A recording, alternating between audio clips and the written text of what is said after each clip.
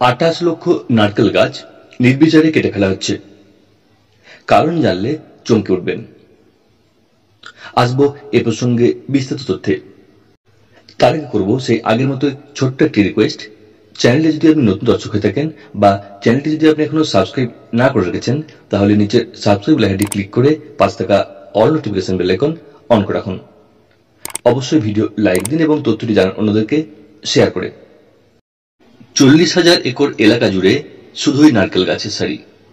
গুনতে শুরু করলে শেষ করা যাবে না। এসব নিজে থেকে তৈরি হয়নি।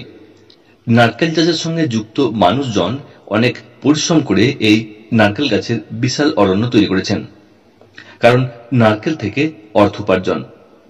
নারকেল গাছ থেকে ডাব পাওয়া যায়, নারকেল পাওয়া যায়, আর সেই নারকেল থেকে তেল পাওয়া যায়, যে নারকেল তেল দক্ষিণ ভারত জুড়ে ভোজ্য তেল হিসেবে ব্যবহৃত হয়। তামিলনাড়ুতে বাদাম তেলের পরই যে তেলটি ব্যবহৃত হয় সাধারণ জনজীবনে, তা হলো নারকেল তেল। ফলে এখানে নারকেল চাষ থেকে অর্থ উপার্জন করা যায়। ভারতে কর্ণাটকের পরই সবচেয়ে বেশি নারকেলের উৎপাদন হয় তামিলনাড়ুতে।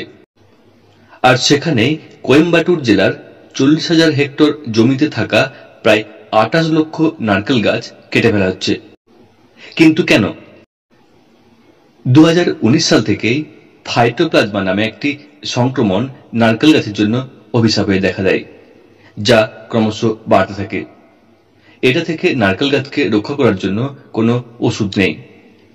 কেরালায় এমন এক রোগ দেখা গিয়েছিল আগে, তবে সেখানে বিশেষ কিছু ব্যবস্থা গ্রহণ করে এই রোগ থেকে নারকেল গাছকে বাঁচানো হয়েছিল। তামিলনাড়ুর কৃষকদের অভিযোগ, তাদের রাজ্য সরকার এই বিষয়ে উদাসীন ছিল, যার ফল হলো এই 28 লক্ষ নারকেল গাছ কেটে ফেলার বাধ্যবাধকতা। তামিলনাড়ু সরকারের তরফে প্রতি হেক্টর পিছু 32,000 টাকা করে ক্ষতিপূরণ দেওয়ার কথা বলা হলেও তাতে মোটেও খুশি নয় এই গাছ হারানোর নারকেল চাষিরা। তাদের দাবি, ফের নতুন করে ওই জমিতে নারকেল গাছ লাগিয়ে তার পরিচর্যা করে বড় করে তোলার খরচ হেক্টর প্রতি 12 লক্ষ টাকার উপর।